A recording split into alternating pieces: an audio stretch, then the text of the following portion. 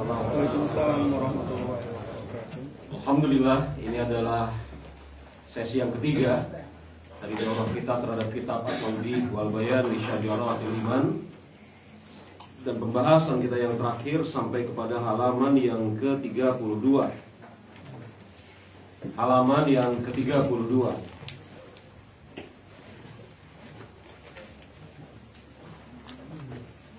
Kita lihat sekarang pada halaman yang ke-32. Di sana dibawakan hadis yang dikeluarkan oleh Imam Abu Daud. Wa fi sunani Abi Daud an Abi Umamah Al-Bahili radhiyallahu anhu qala Rasulullah sallallahu alaihi wasallam man ahabba lillahi wa abghada lillahi wa ata lillahi wa mana'a lillahi faqad istakmala imana. Siapa yang cinta karena Allah, membenci juga karena Allah Subhanahu wa taala, memberi karena Allah dan menahan pemberian karena Allah, maka sungguh dia telah menyempurnakan keimanannya. Siapa yang mencintai karena Allah, itu yang pertama. Membenci juga karena Allah Subhanahu wa taala, itu yang kedua. Memberi karena Allah Subhanahu wa taala, itu yang ketiga. Dan menahan pemberian juga karena Allah Subhanahu wa taala, itu yang keempat. Maka sungguh dia telah menyempurnakan keimanannya.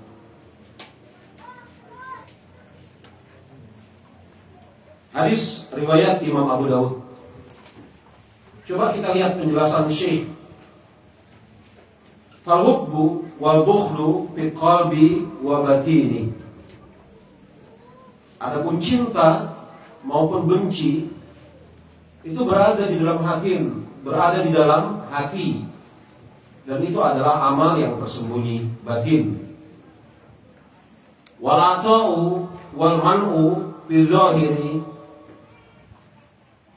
Adapun memberi ataupun menolak pemberian itu adalah amal yang zahir, tampak. Jadi Syekh hendak menjelaskan bahwasanya iman itu amal yang zahir juga amal batin. Karena mencinta dan membenci karena Allah itu amal hati, amal batin, amal yang tidak tampak. Adapun memberi dan menolak pemberian juga karena Allah itu amal zahir, amal yang tampak, amal anggota tubuh. Ya. Dan kalau kemudian antum perhatikan di sana ada lafaz faqad istakmalal iman, maka dia telah menyempurnakan keimanannya. Yakni siapa yang mengumpulkan 4 perkara ini, dia telah menyempurnakan keimanannya. Artinya siapa yang terluput dari 4 perkara ini, salah satunya ataupun lebih dari satu, imannya tidak sempurna. Inilah manhaj Ahlussunnah wal Jamaah, bahwasanya iman itu bertingkat-tingkat, berlebih, berkurang. Ada orang-orang yang imannya sempurna kapan? Apabila mengumpulkan 4 keadaan ini diantaranya. Dan ada orang-orang yang imannya kurang kapan? Ketika terluput satu ataupun mungkin lebih dari satu. Dan ada hal yang menarik ketika Nabi kita Nabi Muhammad alaihi salatu wasallam menyebutkan wa man'u lillah, dia menolak pemberian karena Allah. Yang terbayang mungkin pada diri sebagian kita, yang namanya iman itu amal, mengerjakan sesuatu. Padahal bisa jadi dan sangat mungkin, dan iman itu bisa jadi tidak mengerjakan sesuatu, tidak melakukan amal. Iya kan? Yang terbayang pada diri kita, Yang namanya iman itu adalah mengerjakan sesuatu, melakukan sesuatu, semisal memberi. Adapun tidak memberi, yakni tidak melakukan sesuatu, itu pun juga termasuk bagian dari keimanan. Maka iman itu bisa jadi dengan mengerjakan sesuatu atau meninggalkan sesuatu. Kan begitu. Kalau kemudian berbicara tentang mengerjakan sholat, mengeluarkan zakat, jihad di jalan Allah, menuntut ilmu, menyingkirkan gangguan dari jalan, itu kan tampaknya bahkan seluruhnya adalah perbuatan-perbuatan mengerjakan sesuatu. Tetapi bagaimana dengan tidak mengerjakan sesuatu? Apakah mungkin termaksud bagian dari keimanan? Iya. Makanya di bawah ini, di hadis ini, Syekh bawakan hadis apa? Wa mana'alillahi. Dan dia tidak memberikan sesuatu karena Allah Subhanahu wa ta'ala. Jadi apabila kemudian seseorang tidak memberikan sesuatu karena alasan yang memang diizinkan oleh syariat, itu wujud keimanan. Misal sebagian suami yang girahnya, cemburunya tinggi kepada istrinya, dia tidak memberikan izin istrinya untuk safar keluar kota tanpa mahram, dan tidak memberikan sesuatu berupa izin. Betul? Itu keimanan. Dan seorang istri yang mendapatkan suami seperti ini harus bersyukur.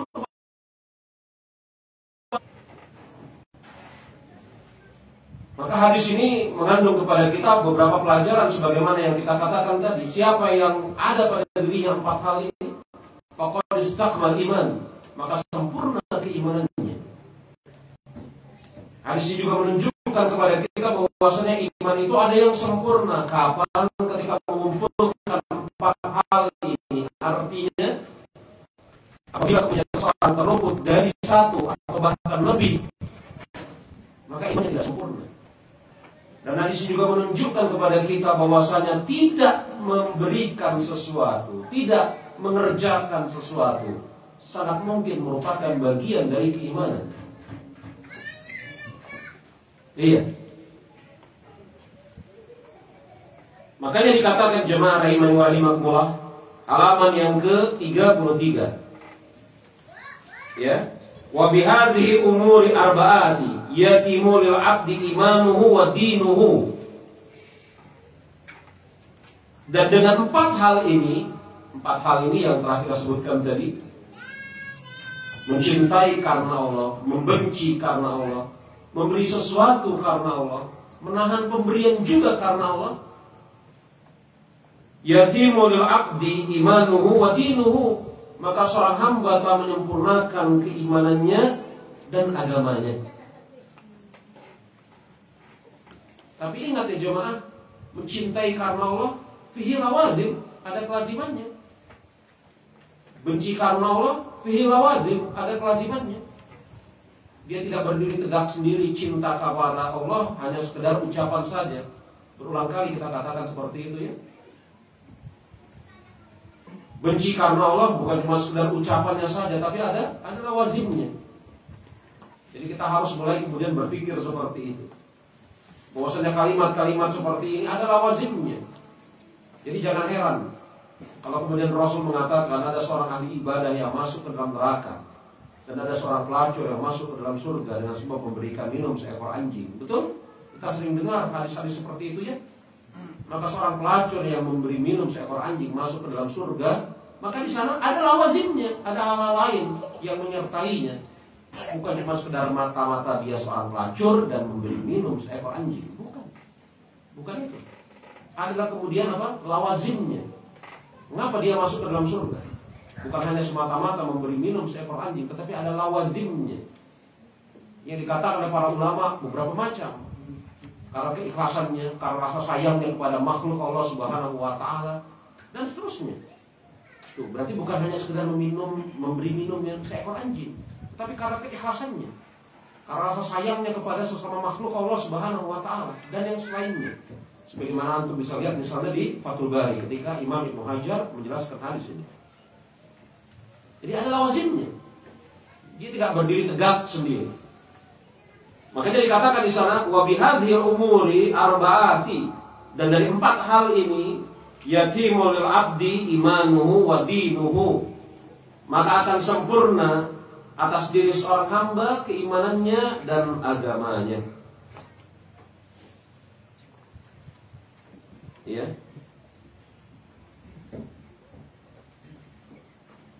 Kemudian jamaah rahimani wa rahimakumullah, kita lihat halaman ke-34, peringatan dari Syekh. Halaman yang ke-34. Wa hazihi nususu kulluha tubayyinu makna imani haqiqatahu. Dan dalil-dalil ini, nas-nas ini yang telah disebutkan tadi, entah berapa banyak yang kita sebutkan ya, kalam Allah, kalam Rasulnya, banyak sekali sudah kita bacakan dari pagi tadi sampai sekarang. Semuanya menjelaskan tentang makna iman yang hakiki. Banyak sekali. Ya. Semuanya menjelaskan tentang makna iman yang hakiki. Wa annahu kama qala al-Hasanu wa ghairuhu. Dalil-dalil yang kita jelaskan tadi, bahwasanya iman itu bukan hanya keyakinan, tetapi juga ada perbuatan, ada tindakan, ada kelazimannya. Itu menjelaskan makna iman yang hakiki. Sebagaimana ucapan Al-Hasan dan yang lainnya. Al-Hasan di sini maksudnya adalah Al-Hasan Al-Basri. Apabila dimutlakkan Al-Hasan, maksudnya Al-Hasan Al-Basri, seorang tabi'in, wafat tahun 110 Hijriah. Ya. Dan yang lainnya, apa kata Al-Hasan Al-Basri? Laisal imanu bitamanni wattahalli walakinnahuma waqara fi qalbi wa sadaqatuhul a'mal. Iman itu bukan khayalan atau angan-angan. Iman itu bukan khayalan semata-mata atau angan-angan. Walakinnahu ma waqara fi qalbi, tetapi yang namanya iman adalah apa yang terpatri di dalam hati. Wa sadaqathu a'malu, dan dibenarkan oleh amal perbuatan. Jadi iman itu bukan khayalan, bukan angan-angan. Iman itu bukan khayalan, bukan angan-angan semata-mata, tetapi yang namanya iman itu, kata Imam Hasan Al-Basri, adalah apa yang terpatri di dalam hati, berupa keyakinan, ya, i'tiqad.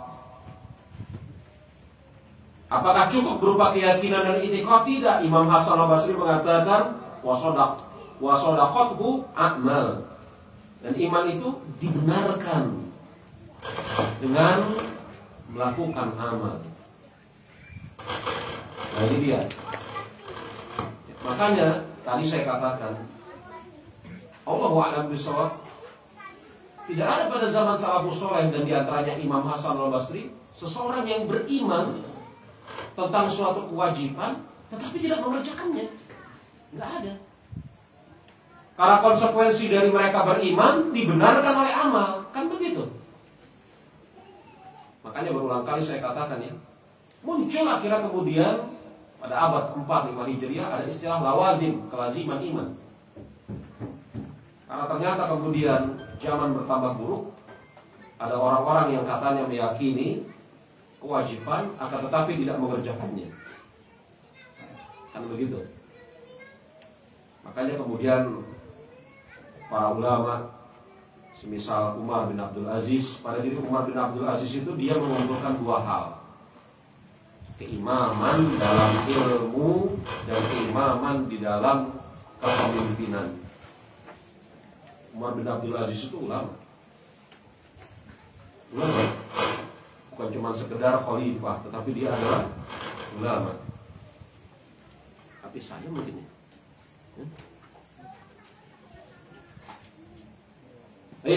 Umar bin Abdul Aziz itu di dalam diri beliau terkumpul 2 keimaman. Imam di dalam kepemimpinan, imam di dalam ilmu. Terkumpul pada diri Umar bin Abdul Aziz. Ya. Kalau pada diri sahabat banyak yang model kayak gini. Pada diri tabi'in sedikit. Di antara yang sedikit itu Umar bin Abdul Aziz. Pada diri orang-orang setelahnya lebih dikit lagi. Bahkan hampir nggak ada. Ada yang jadi pemimpin tetapi tidak berilmu. Ada yang berilmu tidak jadi pemimpin. Begitu ya. Baik. Umar bin Abdul Aziz rahimahullah ta'ala, ya, yang beliau mengatakan, sungguh aku berlindung kepada Allah Subhanahu wa ta'ala menjumpai zaman yang lebih buruk daripada zaman ini. Zaman beliau loh. Aku berlindung kepada Allah Subhanahu wa ta'ala menjumpai zaman yang lebih buruk daripada zaman ini. Jadi Umar bin Abdul Aziz berdoa kepada Allah Subhanahu wa ta'ala dengan dua kemungkinan. Yang pertama, agar Allah Subhanahu wa ta'ala mencabut nyawanya sehingga tidak menjumpai zaman yang lebih buruk dibanding zaman yang dia hidup pada saat itu. Padahal dia hidup pada zaman tabi'in, dan antum tahulah bagaimana keadilan Umar bin Abdul Aziz. Atau kemungkinan yang kedua, kata para ulama, Umar bin Abdul Aziz memohon pertolongan kepada Allah agar zaman yang akan datang tidak menjadi lebih buruk daripada zaman ini. Bukan itu masalahnya. Ucapan itu dibawakan oleh Imam Zahabi dalam Syiar. Kata Imam Zahabi, bagaimana kalau Umar bin Abdul Aziz hidup pada zaman ini, pada zaman dia gitu, pada zaman Imam Az-Zahabi. Lalu kira-kira bagaimana kalau Umar bin Abdul Aziz hidup di zaman kita? Kira-kira bagaimana kalau Umar bin Abdul Aziz hidup di zaman kita? Padahal pada zaman Umar bin Abdul Aziz tidak pernah ada orang yang meyakini sesuatu tetapi tidak melakukannya. Sudah dia katakan yang buruk gitu loh. Lalu kira-kira bagaimana kalau Umar bin Abdul Aziz hidup di tengah kita, menjumpai ada orang-orang yang katanya meyakini sesuatu tetapi tidak mengerjakannya. Makanya Hasan al-Basri mengatakan apa? Di antara keimanan adalah keyakinan yang terpatri dalam hati dan dibenarkan oleh amal perbuatan. Kelaziman. Ya. Makanya dikatakan di sana, wal a'malu zahiratu wal batinatu tusaddiqu lil imana. Dan amal yang zahir maupun yang batin itu merupakan bukti dari kebenaran keimanannya. Amal yang zahir, amal yang nampak maupun amal yang tersembunyi itu merupakan ya bukti dari kebenaran imannya. Wa biha yatahaqqaqu, dan dengan amal yang zahir dan amal yang batin tersebut keimanan menjadi terwujud. Ini kayak lingkaran ya. Kayak lingkaran. Amal yang zahir dan amal yang batin merupakan bukti atas keimanan. Dan dengan amal yang zahir maupun amal yang batin tersebut keimanan akan terwujud. Kayak lingkaran ya. Jadi amal yang zahir, amal yang batin tanda atas keimanan. Betul? Amal yang zahir, amal yang batin tanda atas keimanan. Dan dengan amal yang zahir dan amal yang batin tersebut keimanan akan terwujud. Sedangkan kelaziman keimanan adalah mengerjakan amal yang zahir dan amal yang batin. Kayak lingkaran ya. Betul? Kayak lingkaran ya. Amal yang zahir dan amal yang batin menunjukkan kebenaran keimanannya. Sedangkan kelaziman dari keimanan adalah mengerjakan amal yang zahir dan amal yang batin. Lingkarannya ya nggak habis kan? Terus. Iya. Amal yang zahir, amal yang batin itu merupakan bukti atas kebenaran keimanannya. Dan amal yang zahir serta amal yang batin dengan sebab itu keimanan akan terwujud. Ya. Kemudian jemaah rahimani wa rahimakumullah, wa qala ta'ala, lihat halaman ke-35.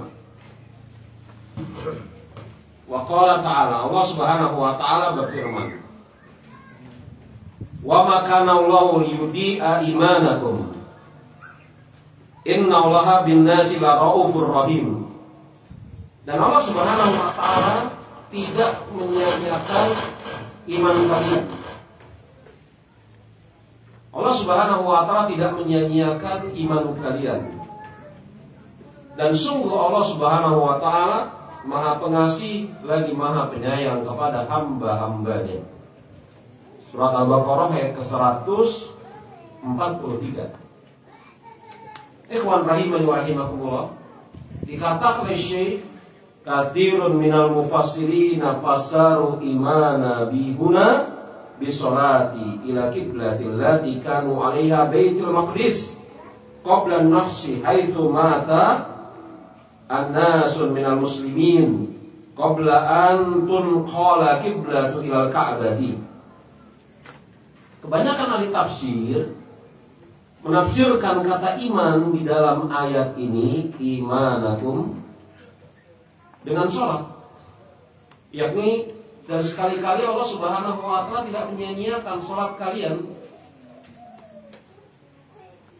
Dan kebanyakan ahli tafsir menafsirkan kata iman di dalam ayat ini dengan sholat. Sholat menghadap kiblat yang terdahulu, yakni apa? Baitul Maqdis.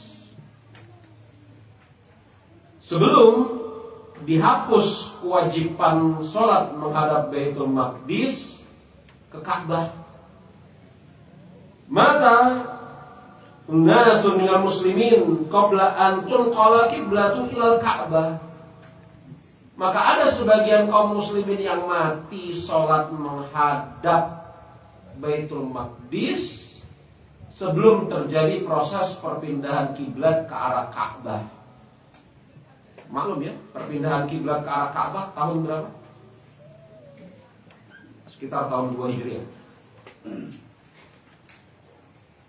Pada bulan Rajab atau sebelumnya, tahun 2 Hijriah, itu terjadi banyak peristiwa penting. Yang pertama perpindahan kiblat. Yang kedua disyariatkannya azan.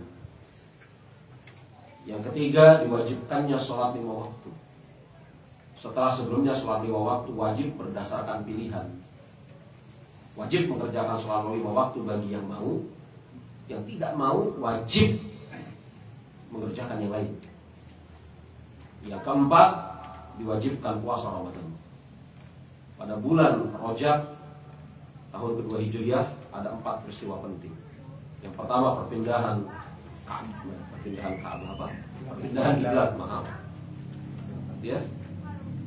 Yang kedua disyariatkannya azan. Ya. Lewat mimpi 2 orang sahabat, Abdullah bin Zaid, dan yang kedua Umar bin Khattab. Kemudian yang ketiga, tadi apa? Diwajibkannya sholat 5 waktu. Diwajibkannya sholat 5 waktu. Dan yang keempat, diwajibkannya puasa Ramadan. Diwajibkannya puasa Ramadan. Allahu a'lam bishawab, puasa Ramadan itu diwajibkan pada bulan Rajab. Kalau kata para ulama sekitar tanggal 21 dari bulan Rajab. Jadi 9 hari kemudian, 1 bulan lebih mereka menjumpai Rajab Sya'ban ya. 1 bulan lebih mereka menjumpai apa? Puasa Ramadan. Dan pada tahun itu juga 2 Ramadan. Pada tahun kedua dari bulan Ramadan terjadi perang Badar. Jadi pada saat mereka para sahabat mengerjakan puasa wajib Ramadan pertama kali, itulah terjadi perang Badar. Untuk bayangkan. Dan tidak ada di antara mereka yang tidak berpuasa. Betul-betul. Para sahabat itu sampai kepada titik sami'na wa ata'na. Diwajibkan atas kalian puasa mereka. Ayo kita perang Badar, kata Rasul. Perang mereka. Mereka tidak bilang kepada Rasulullah SAW, ya Rasul, ini kan puasa yang pertama, santai aja dulu. Santai aja dulu. Kita lagi latihan puasa nih Rasul. Langsung mereka pergi. tanpa babi, Bu. Allah berikan kemenangan. Iya, Allah Subhanahu wa Ta'ala berikan kemenangan. Nah, begitu. Jadi sebelum tahun kedua Hijriah, sebelum kiblat berpindah dari Baitul Maqdis ke Ka'bah, sudah banyak orang-orang para sahabat yang sholat. Bahkan sholat itu kan telah dikenal semenjak Rasul ada di Mekah. Sebagai bukti peristiwa Isra Mi'raj kan di Mekah. Iya, Masjidil Haram ila Masjidil Aqsa. Berarti Rasul masih ada di Mekah. Dan maklum bahwasanya Isra Mi'raj di sanalah diwajibkan mengerjakan sholat 5 waktu. Sebagaimana kemudian titah Nabi Musa kepada Nabi kita, minta keringanan kepada Rabbu. Maklum itu ya. Maka ada sebagian sahabat semenjak diwajibkan sholat 5 waktu setelah peristiwa Isra Mi'raj, ya pada saat itu masih berdasarkan pilihan, ingat ya, mereka sholat menghadap Baitul Maqdis. Baru kemudian pada tahun kedua Hijriah dipindah ke Ka'bah. Sebelumnya mereka mati sebelum pindah ke Ka'bah. Maka ahli waris mereka gelisah, bagaimana keadaan orang-orang yang mati sholat menghadap ke Baitul Maqdis? Apakah sholat mereka ini sia-sia? Apakah sholat mereka ini sia-sia? Maka Allah Subhanahu wa Ta'ala turunkan ayat ini. Dan Allah Subhanahu wa Ta'ala tidak akan menyanyiakan iman kalian. Maka dikatakan di sana, katsirun minal mufassirin fasarul imana huna bisolati ila kiblati. Maka kebanyakan ahli tafsir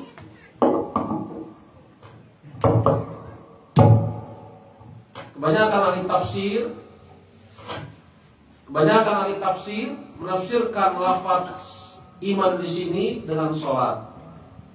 Iman di sini dengan sholat. Ya. Karena ada sebagian sahabat yang sholat menghadap Baitul Maqdis sebelum kemudian ayat ini dinasakh. Maka ada namanya nasikh mansukh di dalam Al-Qur'anul Karim.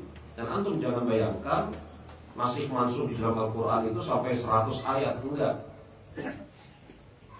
Imam Asy-Syanqiti dalam Adwaul Bayan mengumpulkan ayat-ayat yang terjadi nasikh mansukh tidak lebih dari 21. Jadi ada 21 ayat yang nasikh mansukh. Mu'tazilah mengingkari nasikh dan mansukh ini. Mu'tazilah mengingkari nasikh dan mansukh. Di antara syiar Mu'tazilah mereka mengingkari nasikh dan mansukh. Padahal nasikh dan mansukh itu ada. Dan kata Imam Syanqiti dalam Adwaul Bayan, hanya 21 keadaan nasikh mansukh dalam Al-Qur'anul Karim. Hanya 21. Ya. Nasikh mansukh dalam Al-Qur'anul Karim ada, ikhwan, tetapi hanya dalam perkara apa? Hukum. Kalau dalam perkara akidah, kabar berita, tidak ada nasikh mansukh. Kenapa?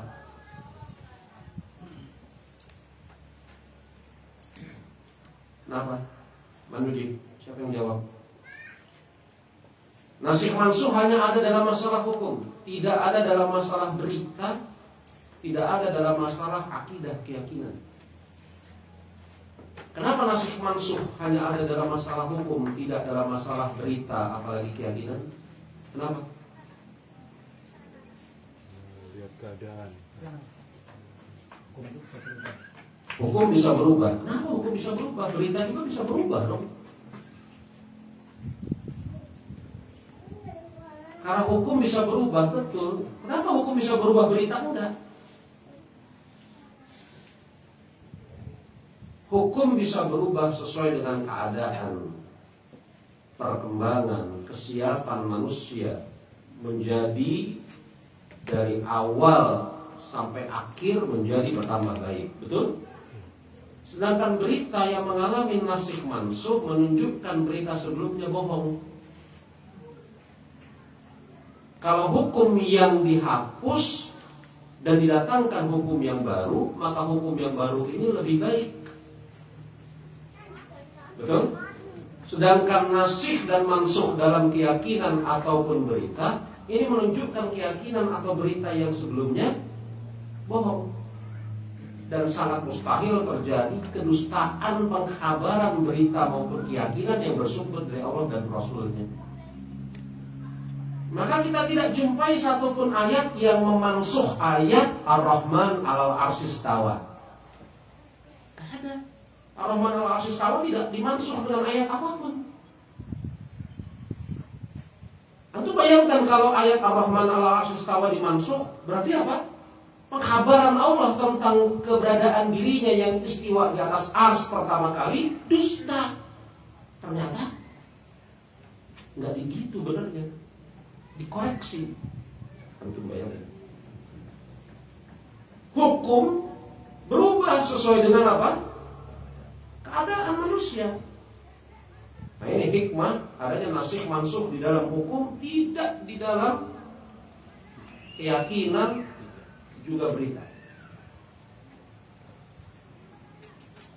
Ya, begitu. Makanya Allah Subhanahu wa taala menyebutkan wa tamat kalimatu rabbika sidqan wa adlan. Dan sempurna kalimat Rabbmu jujur di dalam pemberitaannya, pengkabarannya, wa adlan, dan adil di dalam hukum-hukumnya. Jujur dalam pemberitaan dan pengkabaran. Tidak pernah ada akidah yang dimansuh. Tidak pernah ada keyakinan berita yang dimansuh. Tidak ada. Kalau bersumber dari Allah maupun Rasulnya. Iya kan? Tidak ada. Kalau hukum yang dihapus mungkin saja. Karena itu berkembang sesuai dengan tahap perkembangan kesiapan manusia di dalam menerima hukum tersebut. Ini pembicaraan lain dalam bab nasikh mansuh sebagaimana diisyaratkan oleh para ulama. Apa faedahnya mempelajari nasikh dan mansuh? Selain kemudian agar jangan sampai seorang muslim berdalil dengan ayat yang terhapus dalam masalah hukum, kan lucu. Berdalil dengan ayat yang terhapus di dalam masalah hukum, betul?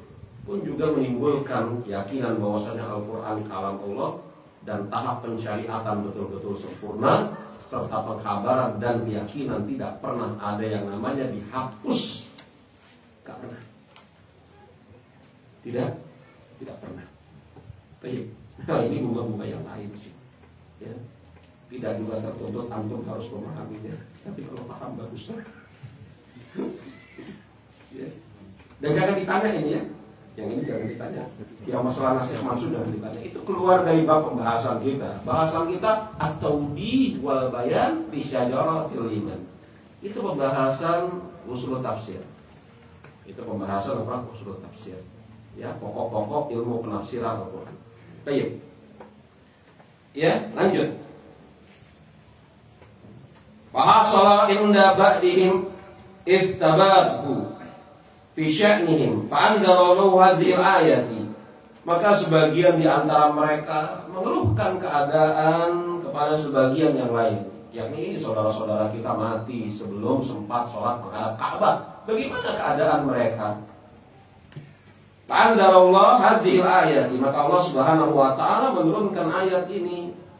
Wa dzalika anna sholatahum ila baitil maqdis fi dzalikal waqti iltazamun minhum li ta'atillahi wa rasulihi wa dzalika huwal iman. Maka Allah Subhanahu wa taala menurunkan ayat ini yang menunjukkan bahwasanya salat mereka ke Baitul Maqdis pada saat tersebut, pada waktu itu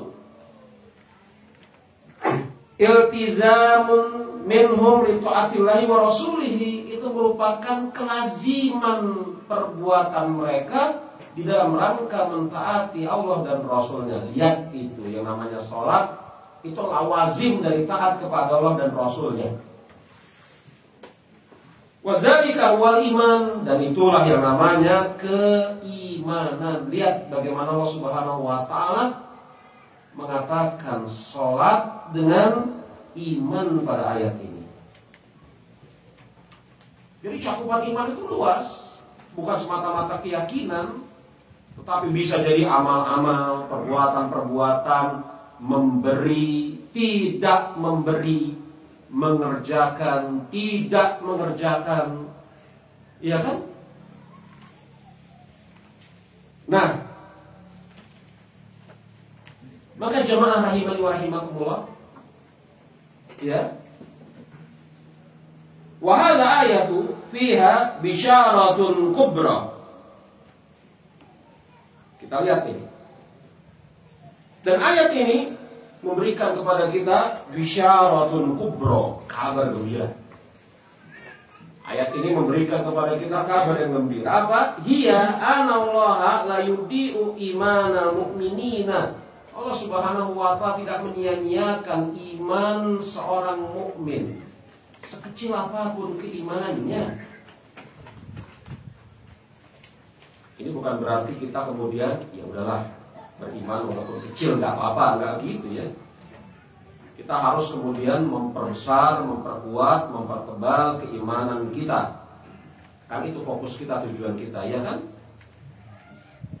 Tapi kata Syekh, ayat ini menjelaskan kepada kita tentang kabar gembira yang sangat besar. Udah busyra, kabar gembira. Kabir lagi, besar. Ya, kabar gembira kecil pun kita senang ya, apalagi kabar gembira besar pula. Apa? Anallaha la yudi'u imana lil mu'minin. Allah Subhanahu wa ta'ala tidak menyia-nyiakan iman seorang hamba, yang seorang mukmin. Qabla dzalika imanu au katsura. Qalla dzalika imanu au katsura. Qalla, baik imannya itu kecil. Kecil imannya, qall sedikit. Au katsura, atau imannya banyak.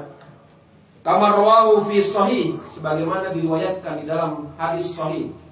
Innallaha yakhruju minan nari man fi qalbihi adna mithqali habbati khardali minal iman. Dan sesungguhnya Allah Subhanahu wa ta'ala tidak akan menyia-nyiakan keimanan seorang hamba sedikit ataupun banyak. Kira-kira begitu kalau nanti qal au katsura. Sedikit ataupun banyak, sedikit ataupun banyak, Allah tidak akan mungkin menyia-nyiakan iman seorang mukmin. Ini sebagaimana disebutkan di dalam hadis yang dikeluarkan oleh Imam Bukhari dan Imam Muslim. Sesungguhnya Allah Subhanahu wa ta'ala akan mengeluarkan dari dalam neraka seseorang yang ada di dalam hatinya keimanan walaupun hanya sebesar biji sawi. Allah Subhanahu wa ta'ala akan mengeluarkan dari dalam neraka seseorang yang memiliki keimanan di dalam hatinya walaupun hanya sebesar biji sawi. Biji sawi kecil banget ya, kecil sekali. Allah Subhanahu wa ta'ala akan keluarkan dari dalam neraka orang yang memiliki keimanan seperti itu. Yakni Allah Subhanahu wa ta'ala tidak akan mungkin menyia-nyiakan keimanan seorang hamba. Tidak akan mungkin. Ya. Sebagaimana Allah Subhanahu wa ta'ala berfirman di dalam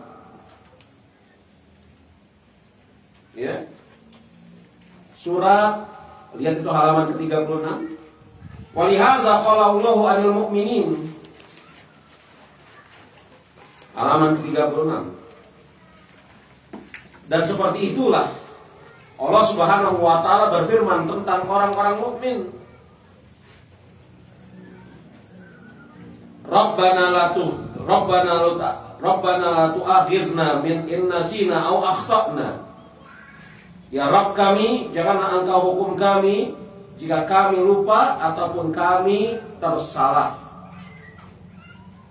Qala Allahu ala lisani nabiyhi sallallahu alaihi wasallam, qad fa'altu. Maka Allah Subhanahu wa ta'ala menjawab lewat lisan nabinya, sungguh telah aku lakukan. Jadi orang-orang mukmin kan berdoa kepada Allah Subhanahu wa ta'ala. Di antara doanya adalah apa yang ada dalam surat Al-Baqarah ayat ke-286. Ya Rabb kami, janganlah Engkau hukum kami dengan sebab kesalahan kami atau perbuatan kami yang kami lakukan karena lupa. Kesalahan yang kami lakukan tanpa sengaja atau perbuatan yang kami lakukan karena kami lupa. Ini kan doa orang-orang mukmin. Al-Baqarah ayat ke-286. Begitu. Kalau kita baca hadisnya, ini hadisnya riwayat Imam Muslim dari Abdullah bin Abbas radhiyallahu anhu. Maka ketika ayat ini turun, jemaah rahimani wa rahimakumullah, ayat-ayat terakhir dari surat Al-Baqarah, maka para sahabat gelisah. Bukan gelisah karena dengan sebab ayat ini turun. Mereka membaca ayat ini dengan penuh keyakinan. Dan mereka meyakini bahwasannya apa? Ayat ini betul datangnya dari Allah Subhanahu wa Ta'ala. Mereka meminta kepada Allah Subhanahu wa Ta'ala agar jangan dihukum dengan sebab kesalahan yang dilakukan tanpa sengaja dan atau kekeliruan yang dilakukan karena lupa. Cuman permasalahannya, doa mereka ini benar atau tidak? Itu yang pertama. Allah Subhanahu wa Ta'ala ampuni atau tidak? Sahabat gelisah.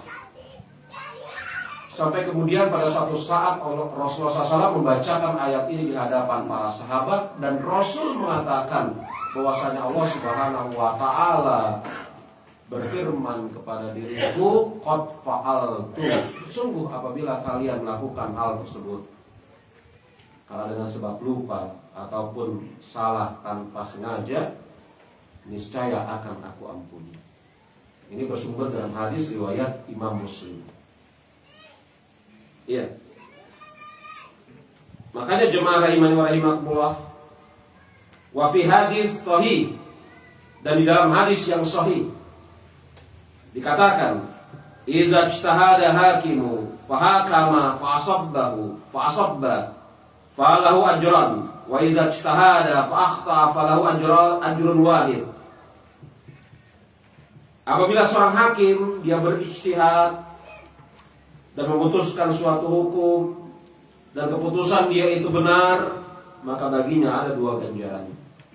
Dan apabila ada seorang hakim dia berijtihad dan memutuskan hukum dan ternyata keputusan hukumnya salah, maka baginya ada 1 ganjaran. Makanya baginya ada 1 ganjaran. Lihat ini, bagaimana seorang muslim yang bersungguh-sungguh untuk mencari kebenaran, apabila terjatuh pada suatu kesalahan, semisal hakim yang berijtihad, dia tetap mendapatkan ganjaran pahala dari Allah Subhanahu wa Ta'ala. Seorang muslim yang bersungguh-sungguh mencari kebenaran, begitu ya, bersungguh-sungguh mencari kebenaran. Andai kata kemudian dia telah bersungguh-sungguh mengerahkan segenap daya upaya, kemudian dia keliru, salah, sebagaimana seorang hakim yang ahli berijtihad memutuskan hukum, ternyata keputusannya salah, maka kata Rasul kita, dia mendapatkan 1 ganjaran.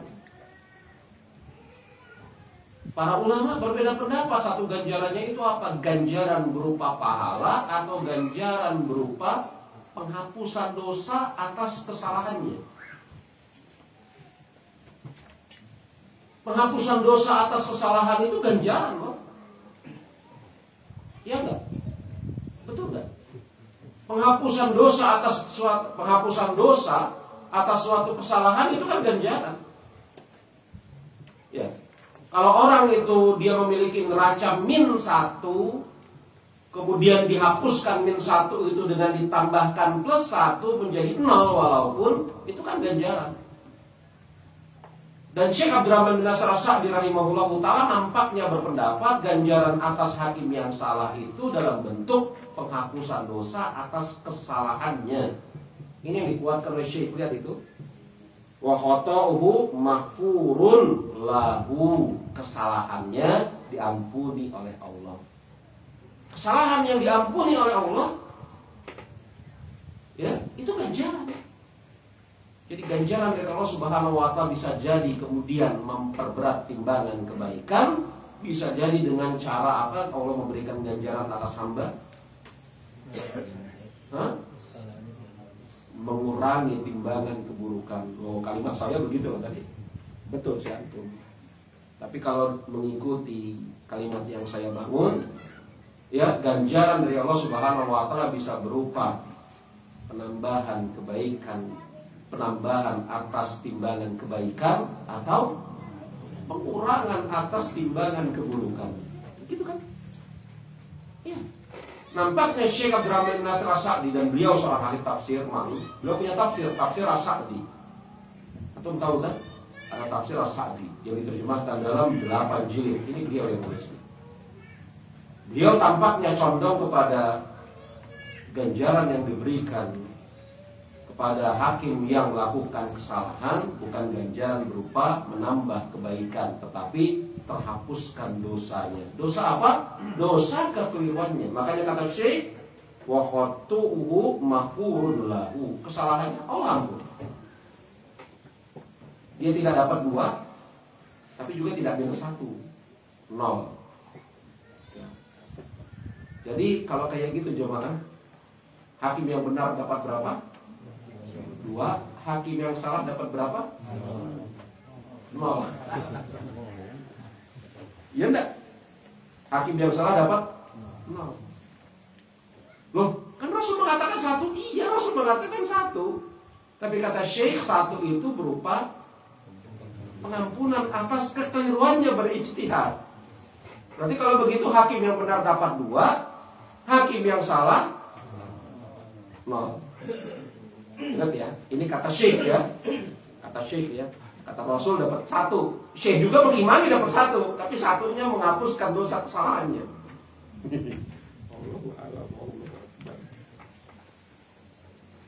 Ya, kullu qaul yuhsa wa yurad ila sahibul qabr, kata Imam Malik. Setiap ucapan orang bisa diterima, bisa ditolak, kecuali ucapan orang yang kubur. Jadi kalau kemudian pakai logika yang dibangun oleh Syekh, hakim yang salah, malah jadi Syekh menentang Al-Quran dan hadis, enggak. Cuman cara dia memahaminya seperti itu. Hakim yang salah kan min 1 harusnya, salah kok dia. Tapi karena diberikan ganjaran 1, maka impas. Nah, begitu. Tapi dia salah. Kesalahan yang tidak layak untuk diikuti, begitu ya. Tapi juga dia tidak layak untuk dicaci maki. Betul. Kadzalika dikatakan oleh Syekh, man nawa amalan sholihan wa harasa ala fi'lihi wa manahuna maniun min maradin aw safarin aw adzin aw ghairiha. Dan seperti itu juga kata Syekh, siapa yang berniat untuk mengerjakan amal soleh dan bersungguh-sungguh untuk melakukannya, akan tetapi dia terhalang oleh sesuatu halangan, bisa berupa marid, sakit, maradin, sakit, atau safarin, atau apa? Safar, atau adzin, atau ada kelemahan, kekurangan di dalam tubuhnya, au ghairiha, ataupun yang selainnya. Kutiba lahu manawahu min dzalikal a'mali kama tsabbata dzalika fi sahih Muslimin. Seseorang yang berniat mengerjakan amal soleh dan bersungguh-sungguh untuk melakukannya, dan dia terhalang untuk melakukannya, bisa jadi karena sakit atau safar, atau ada sesuatu kelemahan pada dirinya, atau yang lainnya. Kutiba lahu manawahu min dzalikal a'mal, maka atasnya akan ditetapkan pahala niat amalnya tersebut. Jadi kalau ada pertanyaan, ikhwan, apakah seseorang yang berniat mengerjakan amal soleh mendapatkan ganjaran atas niat amal solehnya? Dapat. Syaratnya apa? Enggak, ini aja, jangan lari kemana-mana. Ini saja, ini bosan kita baca. Antum jangan lari kemana-mana. Ini saja bosan kita baca. Saya ulangi, seseorang yang berniat ikhlas tadi betul Pak. Saya tidak katakan salah, betul ya. Antum jangan berpikiran, oh kalau begitu nggak berikhlas, enggak, bukan begitu ya. Ya ini harus saya takkid. Bukan, betul jawaban antum. Tetapi jangan lari kemana-mana. Di sini saja dulu. Apakah seseorang yang berniat untuk mengerjakan amal soleh dia akan mendapatkan ganjaran pahala? Jawabannya iya. Bagaimana syaratnya? Lihat aja nih. Apa? Harasa ala fi'lihi, dia bersungguh-sungguh untuk mengerjakannya. Dia bersungguh-sungguh berusaha bersungguh-sungguh untuk bisa melakukannya. Jadi kalau kemudian saya niat untuk taklim, berpahala? berpahala. Kapan? Kalau dia bersungguh-sungguh untuk melakukannya. Ya, dia kosongkan waktu dia pada hari-hari taklim, misalnya begitu ya.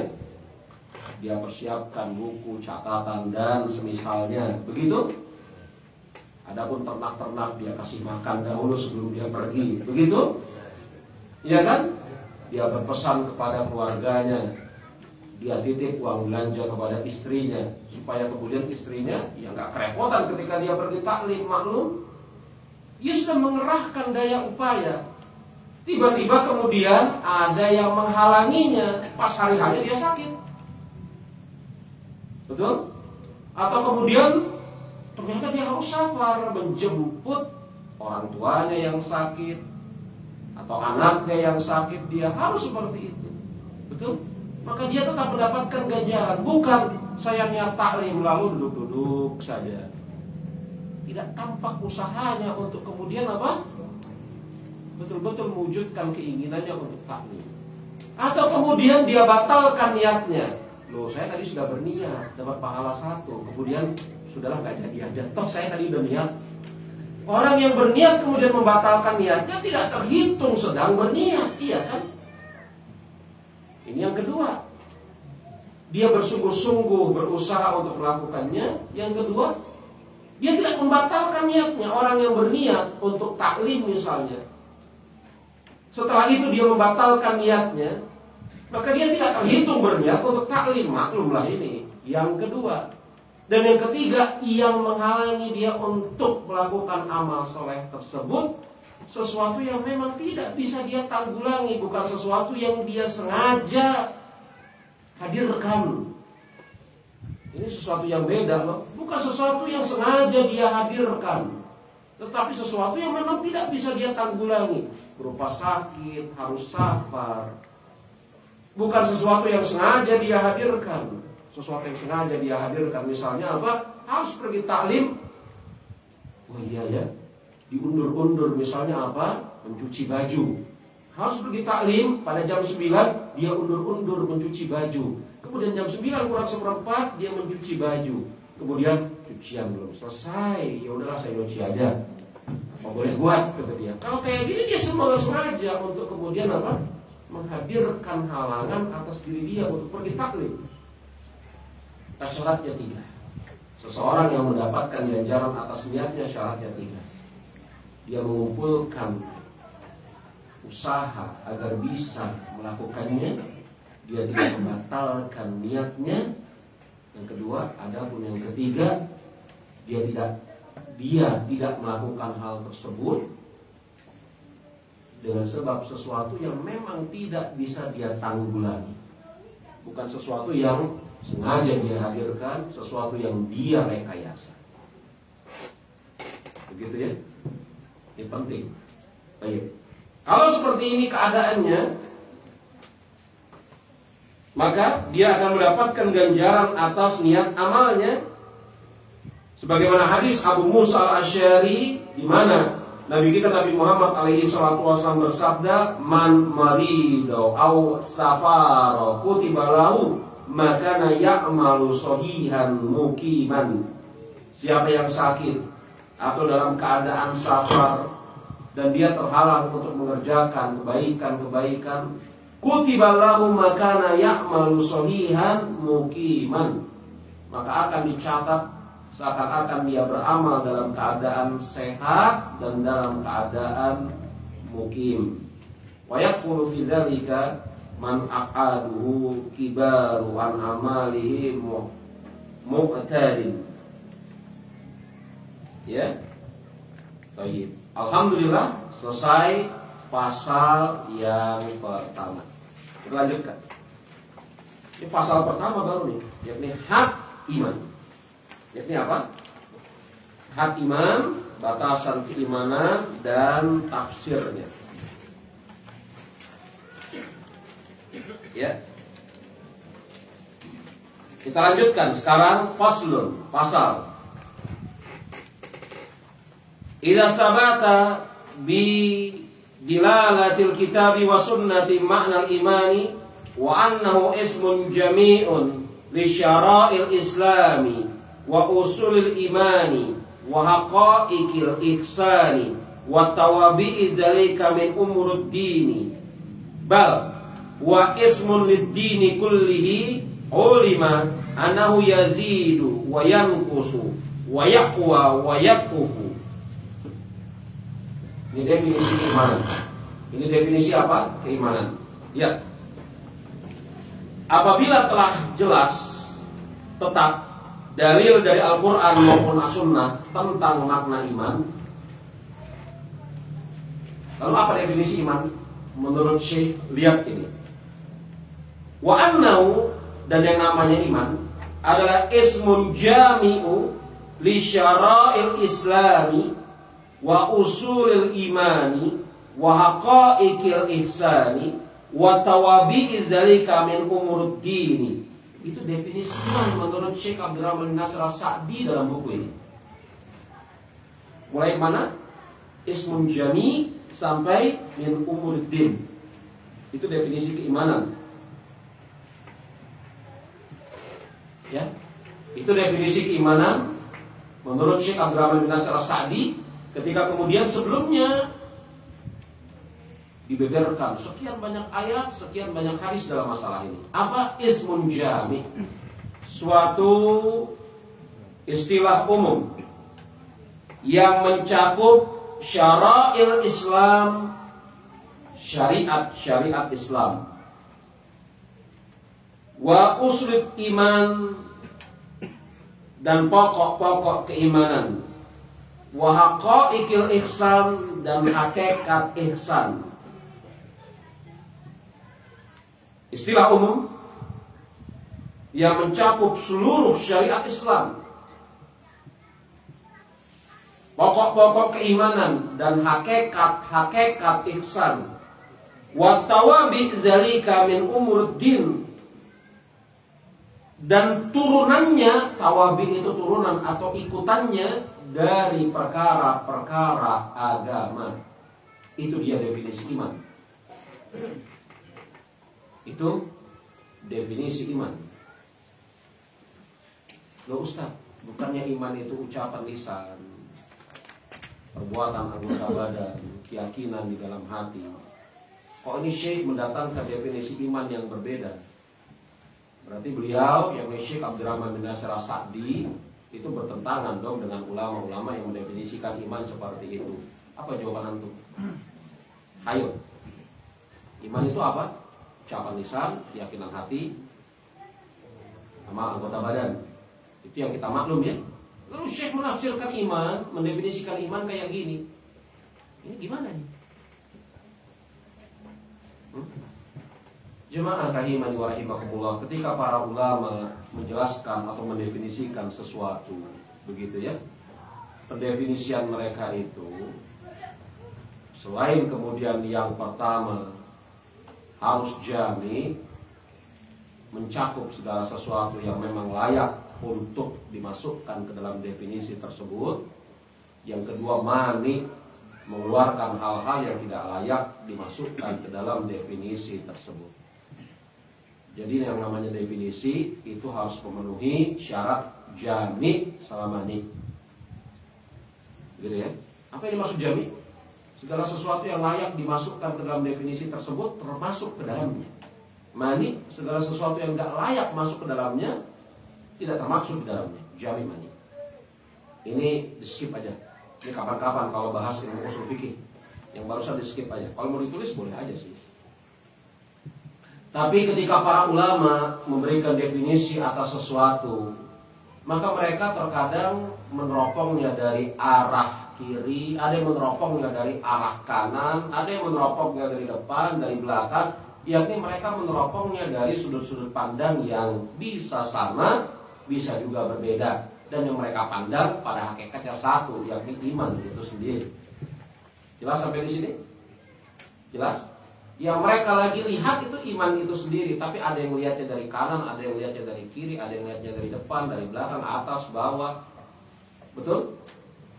Jadi ada yang mendefinisikannya ini, ada yang mendefinisikannya itu. Tapi yang didefinisikan ya satu itu sebenarnya.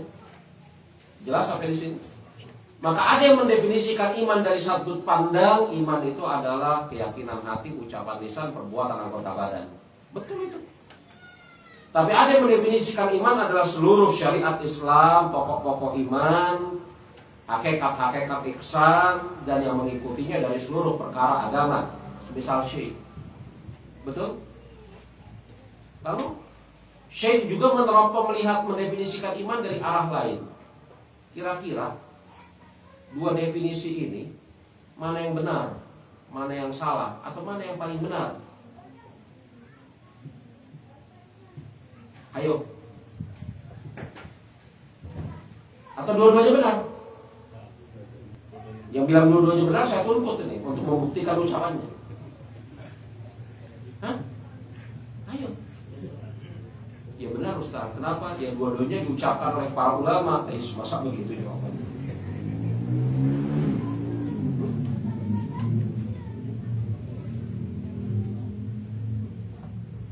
Hah? Gimana? Iya, dilihat dari sudut pandangnya. Saya tadi mengatakan begitu, tapi sudut pandang yang kayak apa? Kalau dikatakan dua-duanya benar, iya. Dari sudut pandangnya yang membedakan definisi ini, betul. Tapi sudut pandangnya yang seperti apa? Sehingga seorang ulama mendefinisikan iman, ucapan, perbuatan, keyakinan. Lalu dari sudut pandang yang model kayak apa? Ada yang mendefinisikan iman sebagai seluruh syariat, pokok-pokok keimanan, hakikat-hakikat ihsan, dan segala sesuatu yang mengikutinya berupa segala sesuatu yang mengikutinya berupa syariat agama Islam itu sendiri. Seperti syekh. Sudut pandang apa yang beliau pergunakan? Sudut pandang dalil. Iya apa? Sudut pandang dalilnya apa? Iya betul. Yang iman, ucapan, perbuatan sudut pandang dalil. Yang membedakannya apa?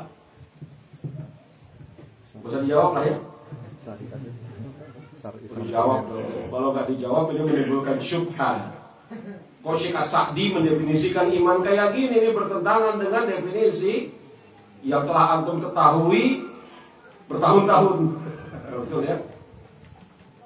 Jadi definisi Syekh Sa'di ini nggak salah sama sekali. Sebagaimana definisi yang diberikan oleh para ulama, iman, ucapan, perbuatan, keyakinan juga tidak salah sama sekali. Mereka melihat keimanan dari sudut pandang yang berbeda. Para ulama yang mendefinisikan iman berupa ucapan, perbuatan, dan keyakinan itu ditinjau dari segi dari mana munculnya iman tersebut pada diri seorang hamba, ta'aluk dan abad, berhubungan dengan hamba. Bahwasanya tempat keimanan pada diri seorang hamba bisa lisan, bisa ucapan, bisa perbuatan. Adapun yang mendefinisikan iman seperti definisi Syekh Abdurrahman bin Nasir As-Sa'di itu melihat definisi berdasarkan ta'aluk dan Rabb, yakni yang mensyariatkan keimanan adalah Allah Subhanahu wa taala berupa pokok-pokok keimanan, syariat Islam itu seluruhnya, hakikat ihsan, dan hal-hal yang mengikutinya. Jelas? Jelas? Yakin? Berani? Kasih mic. Jelas? Salah. Apa? Ya, masya Allah. Kalau yang iman itu dari keyakinan itu secara garis besarnya, kalau Imam As-Sa'di itu melihat iman dari syariat Islam itu dasar dohir amalannya, begitu. Terus pokok-pokok iman itu keyakinan, begitu. Mungkin seperti itu. Saya ulangi sekali lagi dengan tempo yang agak pelan. Yang mengatakan dan mendefinisikan iman berupa ucapan, perbuatan, dan keyakinan itu sedang mendefinisikan iman terkait dengan tempat munculnya keimanan pada diri seorang hamba. Maka pada diri seorang hamba tempat munculnya keimanan itu bisa lewat lisannya, bisa lewat perbuatannya, bisa lewat keyakinannya. Jelas? Ya. Adapun yang mendefinisikan keimanan, semisal definisi Syekh Abdurrahman bin Nasir As-Sa'di rahimahullah ta'ala, dengan seluruh syariat Islam berupa pokok-pokok keimanan, berupa hakikat-hakikat ihsan, berupa segala macam keturunan yang mengikutinya dari perkara agama, itu sedang mendefinisikan sumber keimanan. Sumber keimanan itu munculnya dari mana? Dari syariat Islam itu sendiri. Kalau mau diringkas, pendefinisian iman adalah ucapan, perbuatan, dan keyakinan itu muta'allaq bi abdihi, itu ketika disandarkan kepada hamba. Sedangkan definisi keimanan yang disebutkan oleh Syekh itu muta'allaq bi rabbi, ketika definisi keimanan itu disandarkan kepada Rabb yang mensyariatkan keimanan itu sendiri. Jelas? Wah, bagus. Besok ujian ya. Itu jemaah. Jadi jangan sampai kita kemudian punya pikiran cetek, mentokkan para ulama. Oh, ini salah Syekh As-Sa'di. Iman kan ucapan, perbuatan, keyakinan. Enggak, betul. Iman ucapan, perbuatan, keyakinan. Betul, itu ketika disandarkan kepada makhluk. Yang di tempat keimanan pada hamba, makhluk, lisan, ucapan, perbuatan, keyakinan. Tetapi ketika disandarkan keimanan itu kepada yang mensyariatkan keimanan, yakni siapa? Allah dan Rasulnya, maka keimanan itu adalah syariat Islam itu sendiri, pokok keimanan, begitu, hakikat ihsan dan at-tawabitnya yang mengikutinya dari segala sesuatu yang merupakan urusan agama. Yang satu meneropong dari iman di sisi hamba, yang satu meneropong dari iman di sisi Rabb dan Rasul yang mensyariatkan keimanan. Dua-duanya betul atau salah? Dua. Ya, itu pentingnya kita belajar. Pentingnya kita belajar. Jadi jangan cepat atau terburu-buru kemudian mentokkan, wah Syekh Sa'di ngawur ini sih jumhur salah, bla bla bla bla bla. Tidak. Sebagai bukti Syekh Sa'di tidak menyelisihi salaf dalam bab keimanan. Dalam syarah beliau terhadap akidah wasithiyah, Syekh As-Sa'di punya syarah terhadap akidah wasithiyah yang judulnya At-Tanbihat Al-Latifah. Penjelasan yang halus. Ya, memang syarah beliau terhadap akidah wasithiyah itu syarah yang ringkas. Ketika beliau mendefinisikan keimanan, beliau definisikan seperti definisi iman adalah keyakinan, ucapan, perbuatan. Artinya beliau pun mengakui definisi keimanan yang itu, bukan kemudian mengingkari definisi keimanan yang ada. Ya, lanjut. Ulima annahu yazidu wa yanqusu wa yaqwa wa yaquhu. Nah, di dalam kalimat ini Syekh As-Sa'di sepakat, bukan sepakat, tadi juga sepakat sih. Serupa ucapannya dengan ulama-ulama sebelumnya. Ya. Dan kita ketahui bahwasanya keimanan yazid bertambah, wa yanqus berkurang. Wa yaqwa bisa kuat keimanannya, wa yaquh bisa lemah. Nah ini.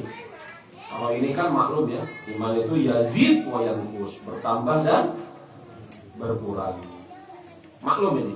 Jadi ucapan Syekh ini ya enggak ada iskal di dalamnya. Yang iskal itu kan tadi. Ya. Kemudian jemaah, wa hadhihi mas'alatu la taqbalu al-ishtibaha bi wajhin min al-wujuh. Dan masalah ini kata Syekh tidak mengandung istibah itu apa? Syubhat, yakni keremang-remangan, ketidakjelasan dari berbagai macam sisinya. Bi wajhin min al-wujuh itu dari berbagai macam sisinya. La syar'an wala hissan wala waqi'an. Permasalahan keimanan seperti yang saya jelaskan tadi, iman itu adalah syariat dan seterusnya, bla bla bla, bertambah, berkurang dan seterusnya, bisa kuat, bisa melemah, seterusnya. Begitu ya? Itu tidak mengandung di dalamnya ketidakjelasan dari berbagai macam sisi, yakni terang benderang. Wala syar'an, wala hissan, wala waqi'an. Tidak secara syariat, tidak secara hissi, Gisi itu apa? Sesuatu yang bisa ditangkap oleh panca indera. Syariat menetapkan bahwasanya iman bertambah berkurang. Betul ya?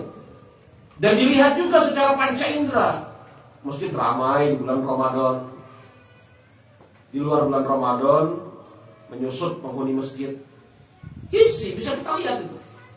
Iya kan? Hissi bisa kita lihat. Wakil kenyataan juga bisa kita lihat. Kenyataan pada diri kita pada saat-saat tertentu. Kita merasa iman kita bertambah. Pada saat-saat yang lain kita merasa iman kita berkurang. Jadi ini tidak mengandung kesamaran sama sekali. Bahwasanya iman itu bisa bertambah, bisa berkurang, baik syar'an, hissan atau waqi'an, syariat, indra ataupun kenyataan. Wa dzalika 'ala nusus al-kitab wa sunnati sharihatun fi ziyadatihi wa nuqsanihi wa nuqasanihi mithlu qoulihi ta'ala. Dan seperti inilah nas-nas dari Alkitab dan As-Sunnah yang sharih, terang benderang, yang menjelaskan tentang bertambah dan berkurangnya keimanan, semisal firman Allah Subhanahu wa taala, liyazdadu imanan ma'a imanihim. Dan agar bertambah keimanan mereka bersamaan keimanan mereka yang telah ada. Agar bertambah keimanan mereka bersamaan dengan keimanan mereka yang telah ada. Surat apa ini? Al-Fat ayat yang ke-4. Ya. Dan banyak ayat-ayat yang menjelaskan bertambahnya keimanan. Wa yazid allazina qala lahum an-nasu innan nasa qad jama'u lakum fakhtauhum fazadahum imana. Dan ketika dikatakan kepada mereka yakni para sahabat bahwasanya manusia orang-orang kafir Quraisy telah berkumpul untuk menyerang kalian, maka hendaklah kalian takut kepada mereka. Akan tetapi Allah Subhanahu wa taala menambahkan keimanan kepada diri sahabat. Bahkan mereka mengatakan hasbunallahu wa ni'mal wakil. Jadi orang-orang kafir Quraisy berusaha menggembosi semangat para sahabat untuk berperang di jalan Allah, sambil menyebarkan berita Rusia berkumpul untuk menyerang kalian, dengan tujuan untuk memberikan efek takut kepada para sahabat sehingga mereka berbalik mundur, tidak berjuang bersama Rasul. Tetapi ucapan orang-orang kafir Quraisy ini bukannya memberikan efek takut kepada para sahabat, bahkan Allah Subhanahu wa taala menambahkan keimanan atas diri sahabat dengan sebab ucapan orang-orang kafir Quraisy tersebut. Bahkan mereka mengatakan bahwasanya sesungguhnya cukup bagi Allah Subhanahu wa taala pelindung kami, dan Allah Subhanahu wa taala sebaik-baik pelindung. Antum bisa lihat ya di dalam tafsir terkait dengan ayat ini. Ini ucapan orang-orang kafir Quraisy di dalam usaha menggembosi semangat para sahabat berjihad bersama Rasul. Betul ya? Betul? Maka dari sini jemaah ada satu hal yang sungguh sangat menarik sebagaimana dikatakan oleh Imam Thahir bin Asyur. Walaupun kita tidak boleh bersyukur, bahkan mencari-cari orang yang modelnya kayak gini. Seorang mukmin itu bisa bertambah keimanannya dengan sebab musuhnya. Ya kan? Seorang mukmin itu bisa bertambah keimanannya dengan sebab apa? Musuhnya dan wakil. Ini kan antum, tugas antum nanti malam, ya, lihat tafsir. Oh Ustaz, nggak ada kitab tafsir. Hei bos, ada Google. Ada Google, punya HP semua kan, bisa cari di Google. Ada, insyaallah ta'ala. Jadi orang-orang kafir Quraisy berkumpul. Mereka utus seseorang datang kepada para sahabat dengan mengatakan, manusia itu yang di kafir Quraisy itu udah berkumpul hendak menyerang kalian dengan persenjataan yang banyak, bla bla bla bla. Tujuannya untuk apa? Memberikan rasa takut, menanamkan rasa takut di dalam hati para sahabat. Mereka bukannya takut, malah kemudian Allah Subhanahu wa taala tambahkan keimanan kepada mereka. Makanya kata sebagian ulama, semisal Imam Thahir bin Asyur rahimahullah taala, terkadang seorang mukmin bisa bertambah keimanannya dengan sebab musuhnya. Betul? Betul? Ada kenyataannya pada diri sebagian di antara antum? Iya. Ada kenyataannya mungkin pada diri sebagian di antara kita. Ada orang yang memusuhi kita, kita bersabar karena bertambahkan keimanannya. Ada orang yang nggak bayar hutang, orang fasik. Kita bersabar, bertambah keimanan kita. Sabar itu kan menambah keimanan dengan sebab ada musuh. Walaupun bukan berarti kita cari-cari musuh, nggak begitu ya. Tapi bisa jadi seorang mukmin itu bertambah keimanannya dengan sebab musuh-musuhnya. Dengan sebab apa? Musuh-musuhnya. Maka cara menambah keimanan atas seorang mukmin itu lewat berbagai macam cara. Ya, artinya apa? Bisa bertambah ini keimanan, bisa berkurang keimanan, itu maklum, dipahami perkara ini. Ya. Lalu jemaah rahimani wa rahimakumullah, lihat halaman yang ke-39. Halaman ke-39. Kita jadikan ya, selesai pembahasan kita sehingga besok kita masuk kepada pasal yang ketiga insyaallah ta'ala. Lihat halaman yang ke-39. Bal tajidul mu'minina yatawafatuna tafawutan katsiran min nafsil ilm alladhi arafu min ulumil iman. Ketemu yang saya baca? Halaman keberapa? 39. Bahkan kita jumpai orang-orang mukmin itu dalam keadaan bertingkat-tingkat keimanan mereka. Orang-orang mukmin berada dalam keadaan bertingkat-tingkat keimanan mereka.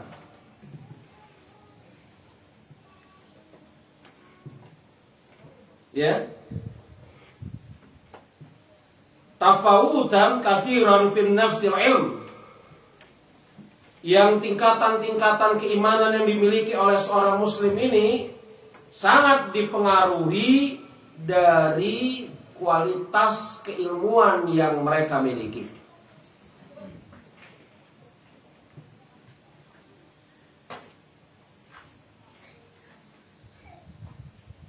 Nah, ini jadinya bagaimana cara meraih agar keimanan itu kuat dan bertambah.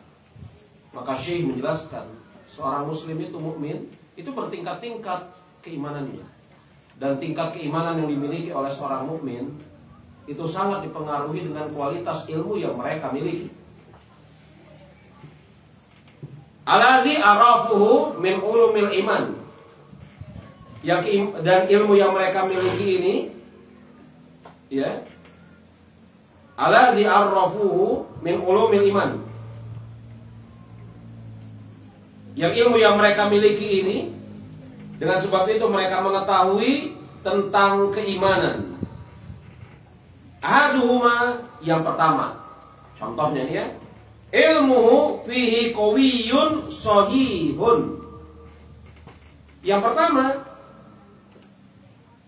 dari dua, seseorang yang memiliki ilmu yang kuat lagi sahih. Ini dia, ilmunya kuat lagi sahih. Terkumpul dua hal ya. Kuat lagi apa? Sahih. Ada yang kuat tapi ngawur ilmunya. Pokoknya ya sudah pokoknya lah.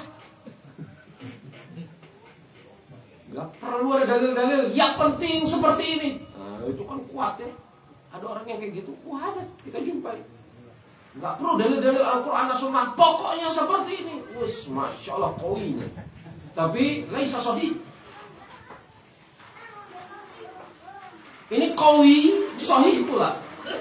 Maka apa? La raiba fihi wala syubhata.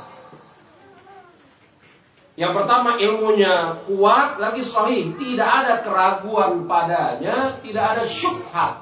Jelas ini. Ini tingkatan yang paling bagus ya. Ilmunya kuat lagi sahih, dia nggak ragu, tidak termakan oleh syubhat. Ini yang paling bagus.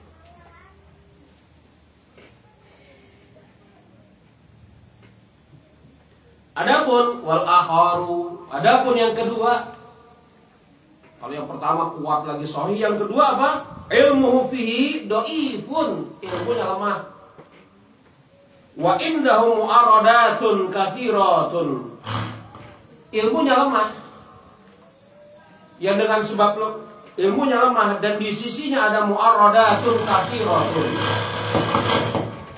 Ilmunya lemah, yang di dalam dirinya ada berbagai macam pertentangan. Ada berbagai macam pertentangan.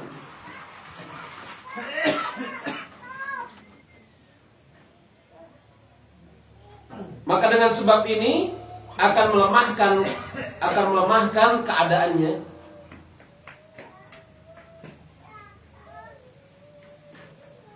Ya, maka dengan keadaan seperti ini, maka akan melemahkan keadaannya.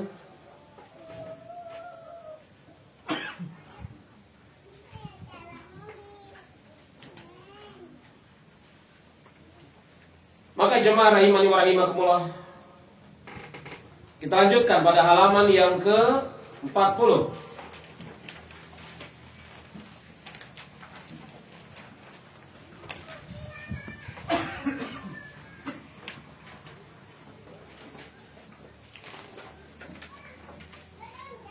Walihada kana mu'mininan salasan maratib.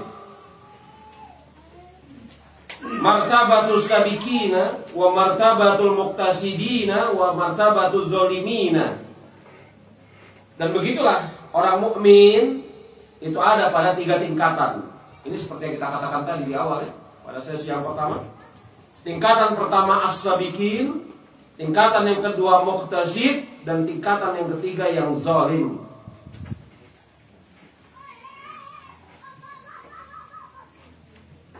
Lalu apakah tingkatan-tingkatan ini satu?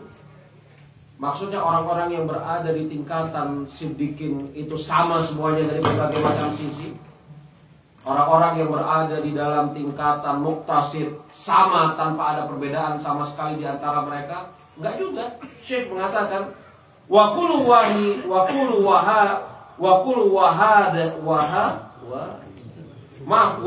wahidatin min hadhil maratib aidan ahluha mutawaffituna tafawutan katsiran. Dan pada masing-masing tingkatan ini orang-orang yang ada di dalamnya pun memiliki perbedaan yang sangat banyak.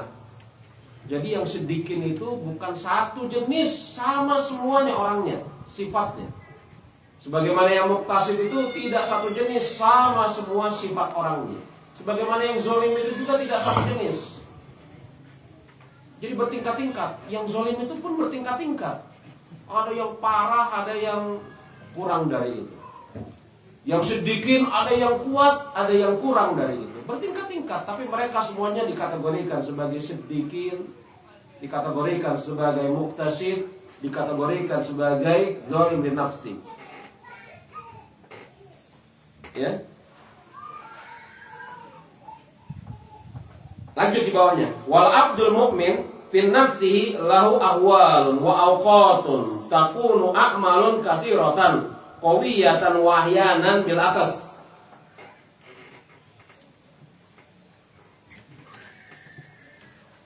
Dan mukmin, hamba yang beriman, dalam dirinya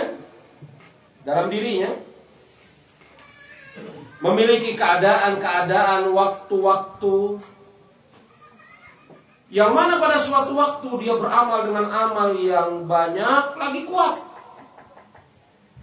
Betul ini ada dalam diri kita? Betul ya?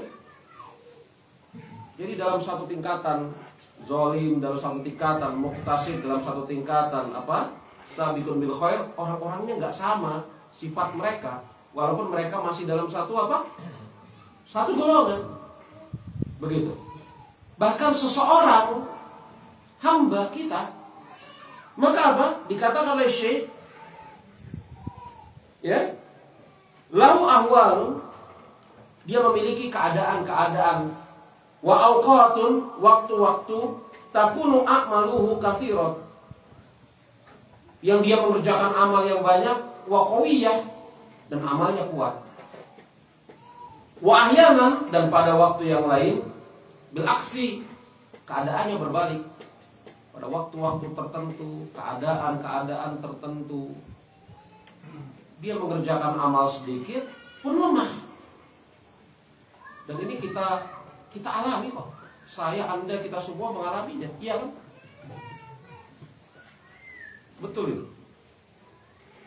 Ya. Wa kullu hadza min ziyadatil iman wa naqsihi wa min quwwatihi wa dha'fihi wa kana khiyarul ummati. Dan inilah dan segala sesuatu, halaman 40 masih.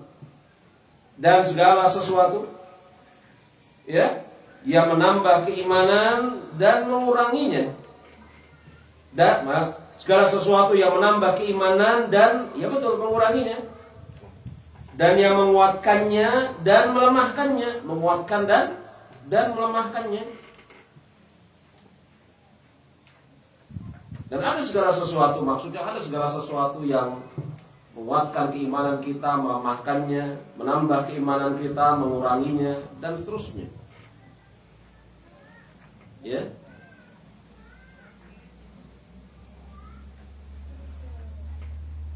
Makanya jemaah rahimani wa rahimakumullah, antum lihat halaman ke-41.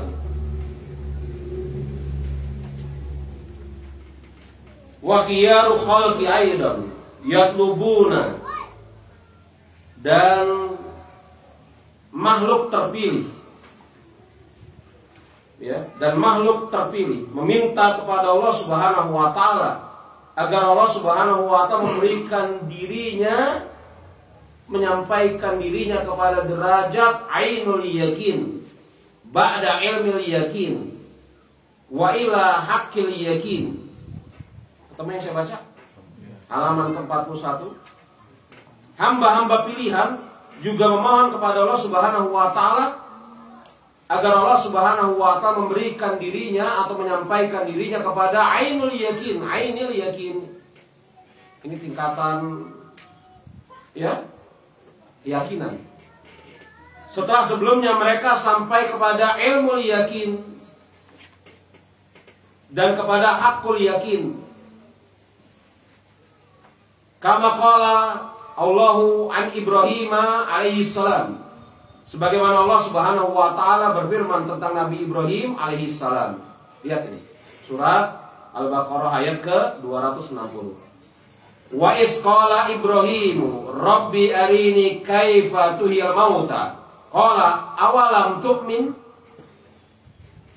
Dan ingatlah ketika Ibrahim berkata, wahai Tuhanku, perlihatkan kepadaku bagaimana cara engkau menghidupkan orang mati. Allah Subhanahu wa taala mengatakan kepada Nabi Ibrahim, apakah engkau tidak beriman kepada diriku? Qala bala walakin liyatma'ina qalbi. Aku beriman kepadamu, akan tetapi aku meminta ini tidak lain dan tidak bukan dengan tujuan agar hatiku tenang di atas keimanan. Jadi Nabi Ibrahim alaihissalam telah memiliki ilmu yakin. Allah Subhanahu wa taala dia mengilmui. Jadi Nabi Ibrahim alaihissalam mengetahui secara pengilmuan Allah Subhanahu wa taala mampu menghidupkan orang mati. Begitu ya. Tapi Nabi Ibrahim alaihissalam meminta kepada Allah agar Allah Subhanahu wa taala mempertunjukkan agar bisa apa? Bukan cuma ilmu, tetapi ain. Supaya mempertunjukkan bagaimana caranya Allah menghidupkan orang mati.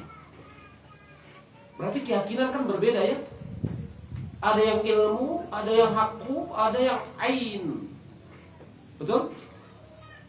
Maka ditanya oleh Allah Subhanahu wa taala, apakah engkau tidak percaya kepadaku? Dan Allah Maha tahu bahwasanya Nabi Ibrahim alaihissalam percaya kepada Allah Subhanahu wa taala secara ilmu yakin. Begitu. Tapi Nabi Ibrahim alaihissalam mengatakan, aku percaya kepadamu, tetapi agar itu bisa menenangkan hatiku, agar aku tetap berada di atas keimanan. Jadi keimanannya bertambah dengan sebab ainul yakin, melihat. Lihat tuh, berbeda-beda kan? Antara ilmu haqqu dengan ain itu beda, mendatangkan keyakinan yang berbeda. Ya? Qala dan seterusnya. Maklum ini. Ya? Maka berdasarkan ayat ini, keyakinan yang dimiliki oleh seseorang yakni keimanan itu pun berbeda. Bahkan dalam golongan-golongan semisal sabiq, muqtasid, zalim berbeda. yang membedakan berdasarkan ilmu, maka semakin berada di dalam tahapan ilmu yang paling kuat, maka akan bertambah keyakinannya, akan bertambah ilmunya. Kira-kira begitu loh yang diinginkan oleh Syekh. Ya, kadar keimanan seseorang itu berbanding lurus dengan ilmunya. Semakin kuat ilmunya dan sahih ilmunya, yang tidak ada keraguan padanya, tidak ada syubhat padanya, maka akan semakin kuat keimanannya. Allahu a'lam bishawab. Selesai dari pasal yang kedua. Alhamdulillah, insyaallah ta'ala pada kesempatan esok hari kita akan lanjutkan pasal yang ketiga dan pasal yang keempat. Pasal yang kedua itu berbicara bahwasanya iman itu bertambah dan berkurang. Inti pembicaraan pasal kedua, iman itu bertambah dan berkurang. Dan yang bisa menambah keimanan seseorang sudah barang tentu adalah keilmuan. Semakin kuat keilmuan seseorang dan ilmunya itu adalah ilmu yang sahih, maka akan bertambah keimanannya atas izin Allah Subhanahu wa taala. Itu inti dari bab yang kedua. Adapun inti dari bab yang pertama ada definisi keimanan dan batas-batasnya. Allahu a'lam bishawab. Baik, Jumat kita masih punya waktu kurang lebih setengah jam ke depan. Mungkin ada yang mau antum tanyakan, saya persilakan. Sebagaimana maklum, pertanyaan selalu kita jadikan di sesi terakhir pada setiap hari. Mungkin ada pertanyaan, saya persilakan.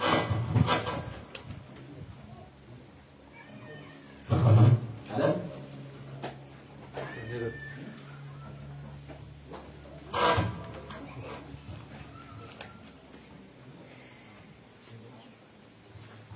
Bismillah. Mau tanya tentang Ghadulillah. Apa?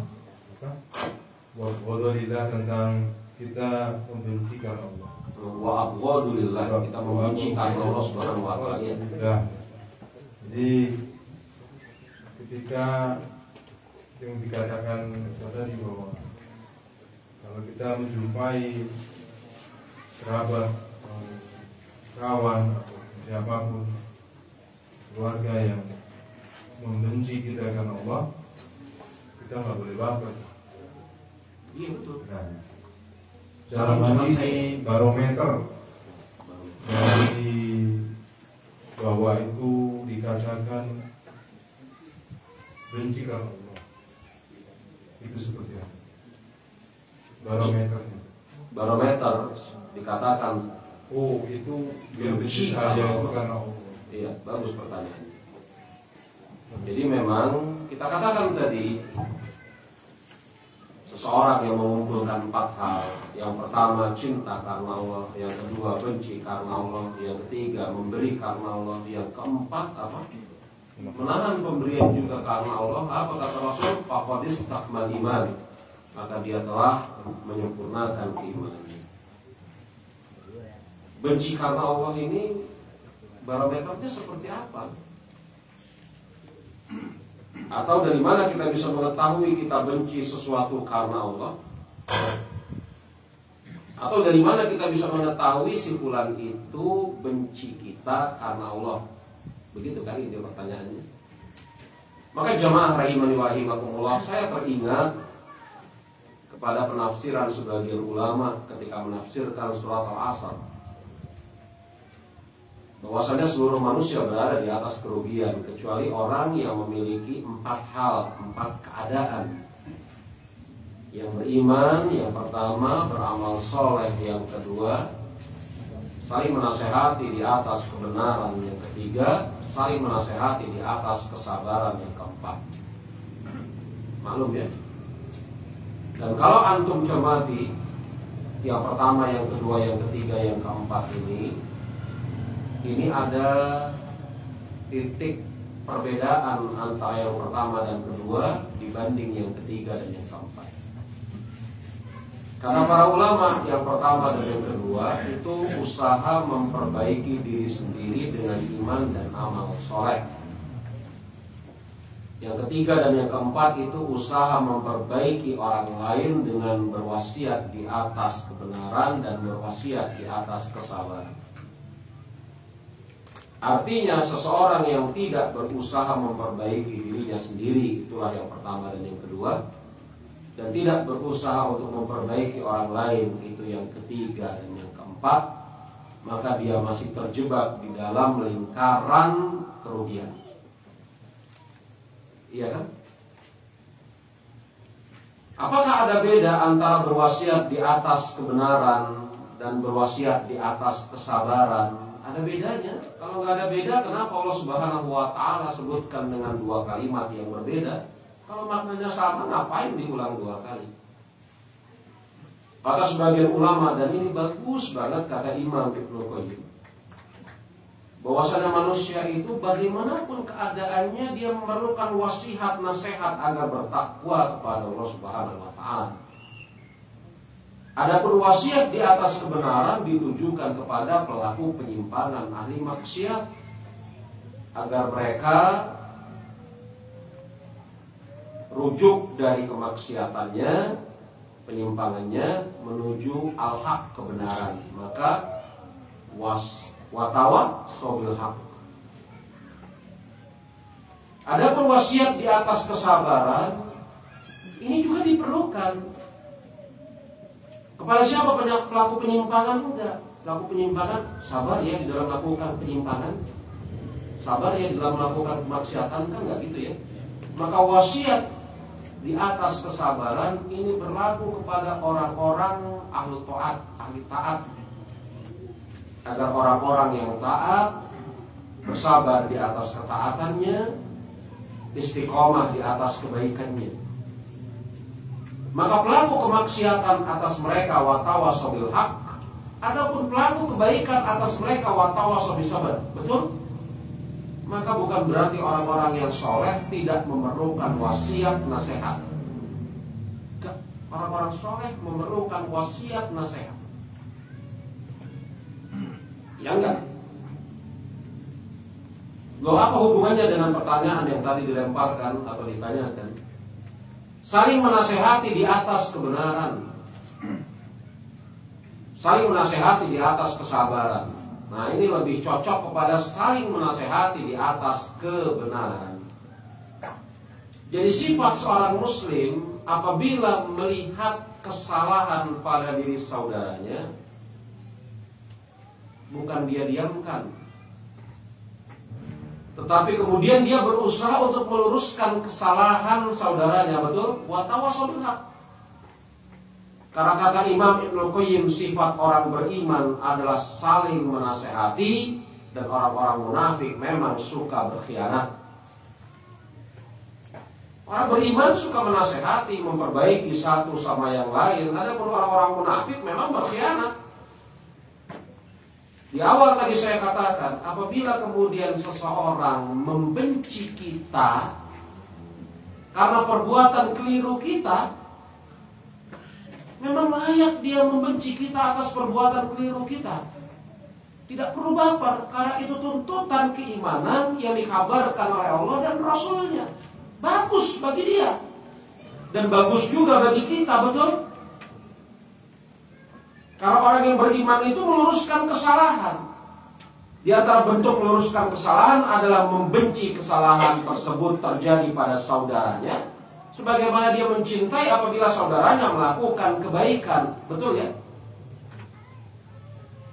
Tapi kan tidak cukup sampai di titik itu. Karena sebagian orang ketika dibenci oleh saudaranya ketika dia melakukan kesalahan, bisa jadi dia tidak tahu kesalahannya apa. Bisa jadi dia tahu kesalahannya, tetapi kemudian hawa nafsunya menutupi pengetahuannya. Mungkin, ya kan? Dia tahu salah, tapi ada hawa nafsu yang bermain pada diri dia. Maka jamaah, cara yang paling bagus kata Imam Ibnu Qayyim tadi, mukmin itu saling menasehati. Saudaraku, kenapa engkau sikapnya berubah kepada diriku? Ada apa ini? Ya, kamu seperti itu, tidak pernah lagi mengerjakan sholat berjamaah, nggak pernah hadir di majelis ilmu, dan seterusnya, betul? Dia ungkapkan alasan dia tidak menyukai kita pada hari ini, kenapa? Atau ada sebagian orang yang mengatakan, berkurang rasa cintaku kepadamu. Kenapa? Engkau menjauh dari majelis ilmu. Itu ucapan dari Imam An-Nawawi. Kata Imam Nawawi, jangan engkau jadikan rasa cintaku berkurang kepada dirimu dengan sebab kemaksiatan yang engkau lakukan. Ajib. Luar biasa ucapan ulama. Jangan engkau jadikan rasa cintaku berkurang kepada dirimu dengan sebab kemaksiatan yang engkau lakukan. Kenapa engkau kok sikapnya berbeda? Ya ente punya hutang, gak ente bayar sama orang lain. Ya kan bukan hutang sama kamu. Gak ada urusan hutang sama saya atau sama orang lain. Hutang tidak dibayar, itu kezaliman. Muslim itu harus berani menyampaikan kebenaran dan harus berani menerima kebenaran. Kalau kemudian disimak, kenapa sikap kamu berubah sama saya? Kamu gak pernah lagi sholat 5 waktu, jauh dari majelis ilmu. Kalau kemudian disimak dengan insaf, betul itu ternyata keadaan kita. Lalu kenapa kita mesti baper? Yang dia ungkapkan memang fakta kok. Itu tuntutan keimanan atas diri dia. Dia sedang berusaha kemudian meluruskan kesalahan kita dengan watawasau bil haq. Betul ya? Agar dia keluar dari jebakan kerugian berdasarkan surat ayat tersebut. Dan itu sikap seorang muslim menghendaki kebaikan pada saudaranya. Dia nggak rela saudaranya kemudian terjerumus kepada kesalahan. Lalu kenapa kita mesti marah kalau itu alasannya? Maka untuk mengetahui apakah saudara kita ini betul-betul membenci kita karena Allah, kita tanyakan alasannya. Atau diungkapkan oleh dia alasannya apa. Kalau ternyata alasan itu memang betul perkara yang layak dibenci berdasarkan syariat, ya kita bersyukur kepada Allah Subhanahu wa Ta'ala. Karena kata Rasul kita Nabi Muhammad alaihi salatu wasallam dalam satu petuahnya titahnya, yang namanya muslim itu kalmana seperti ya apa? Cermin. Iya kan? Memantulkan gambarannya. Seperti itu. Jadi dari mana kita bisa tahu bahwasanya barometer seperti apa? Kita tanya kepada dia. Atau kemudian kita renungi, kita introspeksi diri kita. Kok dia? Sebenarnya kan gampang ya kalau ada sahabat kita membenci kita karena Allah, misalnya seperti itu. Sebagian orang mungkin nggak kuat dengar kritikan orang. Sebagian orang tidak berani menyampaikan kritikan. Tapi kan sederhana saja ikhwan. Kalau kemudian antum berteman dengan seseorang, kemudian pada suatu saat dia menjauh dari antum, bahkan tampak tanda ketidaksukaannya kepada antum. Kemudian tinggal antum lihat sekarang antum berada di mana, dia di mana. Kalau dia berada di atas jalan kebenaran, di atas sunnah, maka yakinlah antum yang berada di atas kesalahan. Sudah. Dia tidak ada tampak tanda-tanda ketidaksukaan dia. Dia menjauh. Dan ternyata dia ada di masjid. Dia menuntut ilmu. Dia menyibukkan diri dengan amal soleh. Dan antum kemudian ada di selain itu, maka antum yang salah kan. Tidak perlu menunggu dia menyampaikan antum salahnya seperti ini. Karena mungkin dia tidak berani, segan. Dan antum juga mungkin tidak berani bertanya karena ego yang lebih besar. Tinggal lihat keberadaan kita sedang berada di mana. Kalau ternyata kemudian dia membenci antum, menjauh dari antum, dan antum berada di majelis ilmu, sholat 5 waktu, sibuk mempelajari agama, sibuk mengerjakan amal-amal soleh, dia di luar sana, dia seperti itu. Api dengan air tidak bisa bertemu. Betul? Selalu saling mengalahkan. Tapi apakah kemudian antum biarkan saudara antum di luar sana? Enggak. Menjadi kewajiban kita untuk kemudian menasihati dia. Begitu saja sebenarnya. Kita punya patokan kok. Apa yang dicintai oleh Allah, apa yang dibenci oleh Allah, apa yang disukai oleh Allah, apa yang tidak disukai olehnya, apa yang dicintai oleh Rasul, apa yang dibenci oleh Rasul. Kita punya patokan kok. Sebenarnya tidak perlu menunggu alasan dari saudara kita, dia benci kita karena apa. Kalau dia membenci kita karena kita mengerjakan amal soleh, gak ada urusan. Karena kita wajib mendahulukan cinta Allah, cinta Rasul dibanding cinta dia. Iya toh? Kalau kemudian dia membenci kita karena kita mengerjakan keburukan, nah ini berarti kita telah keluar dari perbuatan yang dicintai oleh Allah dan Rasulnya, rujuk kita. Seperti itu sebenarnya rumusnya, yang mudah untuk didengarkan, indah disimak, tapi mungkin atas kita berat. Karena entah kenapa kita selalu biasanya membawa perselisihan di dalam agama kepada permasalahan pribadi. Itu jadi berat. Dia salah di dalam agama, tapi kita tidak gentle atau dia yang tidak gentle, kita seret kepada permasalahan. Dia memang gak suka sama saya kok dari awal. Dia memang membenci saya. Bukan begitu kadang-kadang. Saya pernah bahas buku bagus banget dari Imam Abu Barokat Al-Ghazi. Saya gak bahas lagi lah, karena saya bahas juga gak jauh-jauh dari sini. Judulnya Adabul Isra wa Dzikru Suhbah. Ada pertemanan dan persahabatan. Bukunya bagus sekali. Saya bahas sampai selesai di Lubuk Linggau. Bukunya bagus sekali. Ada pertemanan dan persahabatan di dalam Islam. Abu Barokat Al-Ghazi, ulama mutaqaddim. Bagus sekali. Wallahu a'lam. Ada lagi mungkin satu lagi, Ivan? Begitu ya? Jawab. Ya. Ada lagi? Ya. Padahal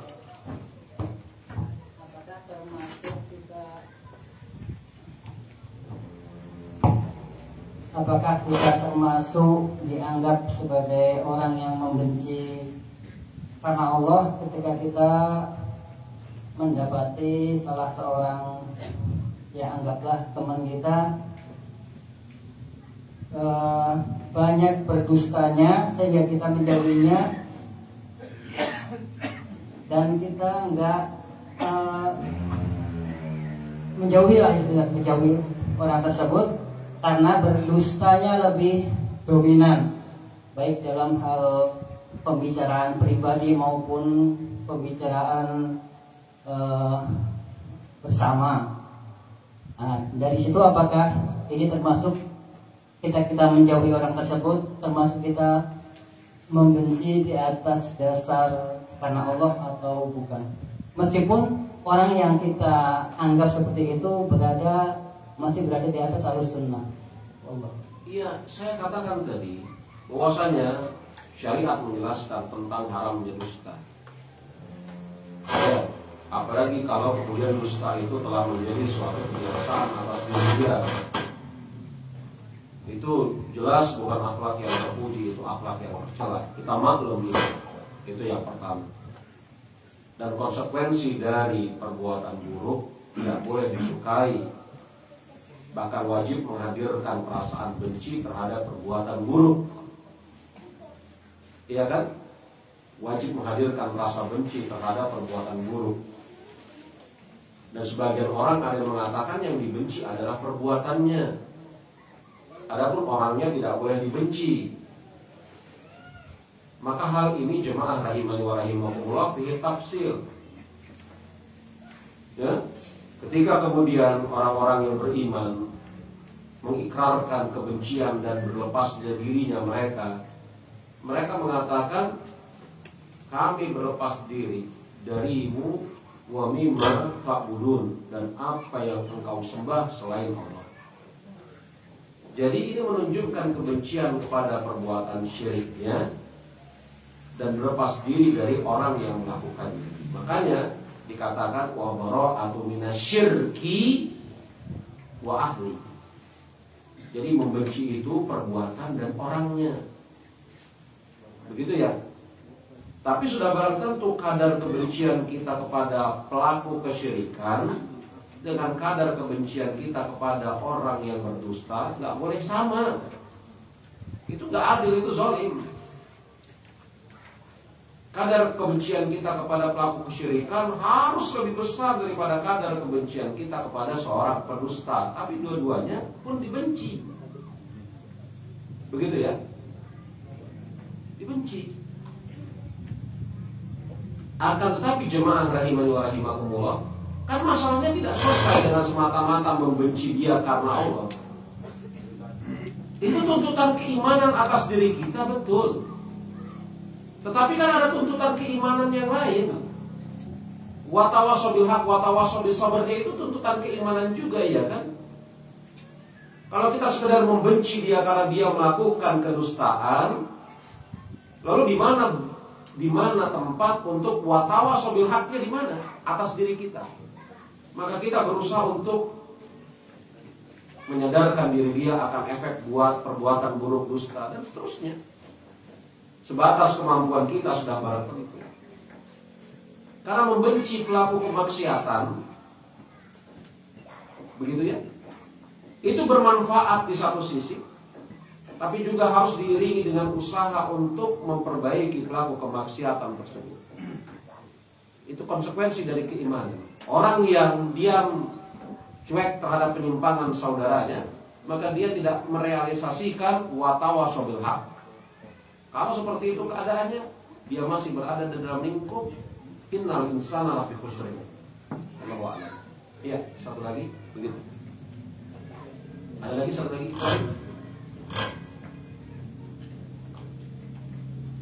Ada jemaah?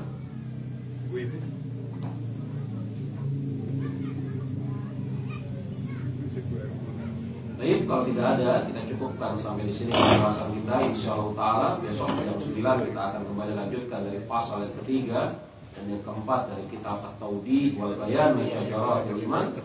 Kita tutup dengan mengucapkan subhanakallahumma wa bihamdika asyhadu an la ilaha illa anta astaghfiruka wa atubu ilaik. Alhamdulillahirabbil alamin. Assalamualaikum warahmatullahi wabarakatuh.